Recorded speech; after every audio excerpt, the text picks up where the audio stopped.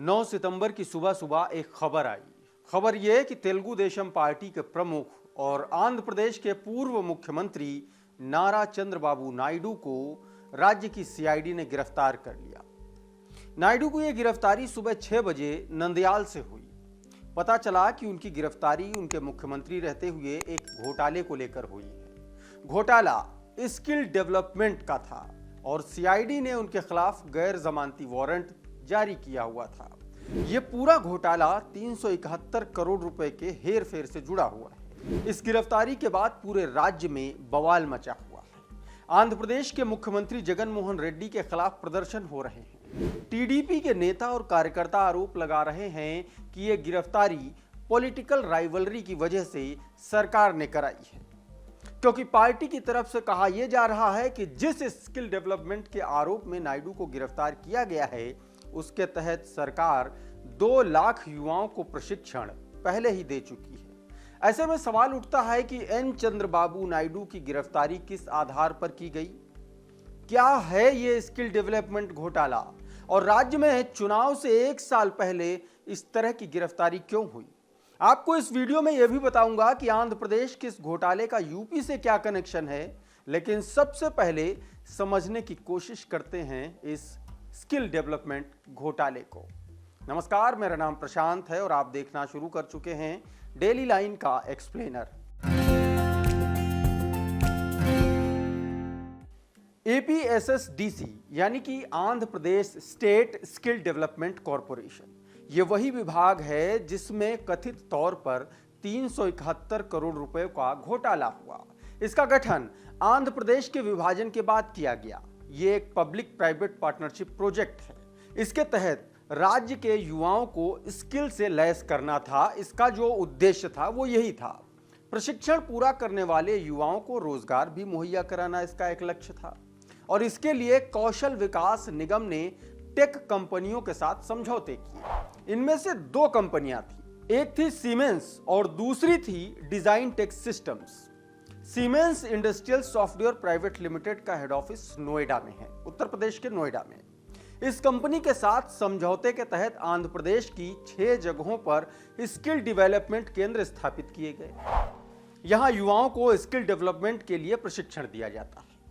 आंध्र प्रदेश सरकार ने skill development excellence सेंटरों की स्थापना के लिए सीमेंस और डिजाइन टेक के साथ 3356 करोड़ रुपए के समझौते किए थे। समझौते के मुताबिक टेक कंपनियों को इस प्रोजेक्ट में 90% हिस्सेदारी वहन करनी थी, लेकिन यह बात आगे बढ़ नहीं पाई और इसी समझौते के तहत स्किल डेवलपमेंट के लिए 6 क्लस्टर बनने थे और हर क्लस्टर पर 560 करोड़ रुपए खर्च होने थे। तत्कालीन चंद्रबाबू नायडू सरकार ने घोषणा की थी कि वो अपने हिस्से की 10% जिम्मेदारी यानी कि 371 करोड़ रुपयों का भुगतान करेगी। आंध्र प्रदेश सरकार ने अपने हिस्से का भुगतान कर दिया था और यहीं पर खेल हुआ।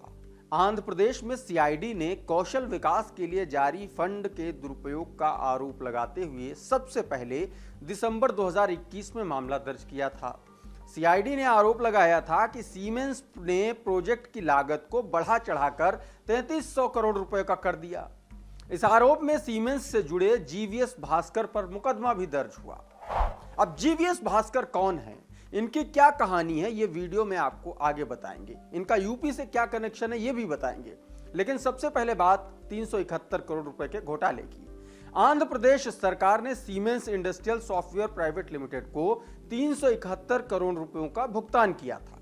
सीआईडी का आरोप था कि इस सॉफ्टवेयर की वास्तविक कीमत सिर्फ 58 करोड़ रुपए की थी।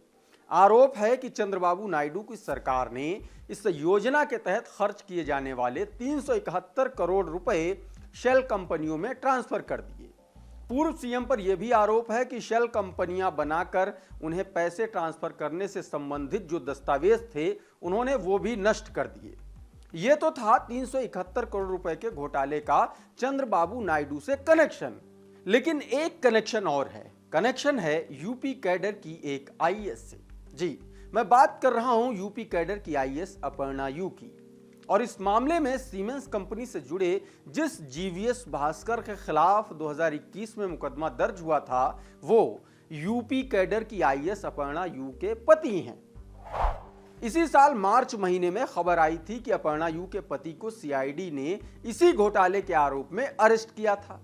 कहा जा रहा है कि जिस वक्त यह घोटाला हुआ उस वक्त अपर्णा आंध्र प्रदेश में प्रतिनियुक्ति पर गई थी और चर्चा यह भी हो रही है कि इसी प्रतिनियुक्ति के दौरान वो आंध्र प्रदेश में अपने पति को 3300 करोड़ रुपए का ठेका दिलाने में कामयाब हुई और जांच हुई तो अपर्णा और उनके पति इस मामले में शामिल पाए गए, ऐसा कथित तौर पर आरोप लगाया जा रहा है। अपर्णा उस वक्त आंध्र प्रदेश में स्किल डेवलपमेंट डिपार्टमेंट में तैनात थीं, यानी कि आंध्र प्रदेश में जिस वक्त यह घोटाला हुआ उस वक्त अपर्णा यू जो यूपी कैडर की सीनियर आईएएस हैं वो उस समय प्रतिनियुक्ति पर थी आंध्र प्रदेश में और उस वक्त अपर्णा स्किल डेवलपमेंट डिपार्टमेंट में तैनात थी। ऐसे में चर्चा इस बात की है कि आने वाले वक्त में आंध्र प्रदेश के इस घोटाले के मामले में अपर्णा यू से भी पूछताछ हो सकती है। लेकिन आपको क्या लगता है कि इस घोटाले में एन चंद्रबाबू का क्या रोल है? आप हमें कमेंट करके बताइए। ये वीडियो आपको पसंद आया हो तो इसको लाइक और शेयर कर लीजिए। चैनल पर नए हैं तो इसे सब्सक्राइब कर लीजिए और अगर ये वीडियो आप हमारे फेसबुक पेज पर देख रहे हैं तो हमें फॉलो कर लीजिए। नाम है डेली लाइन।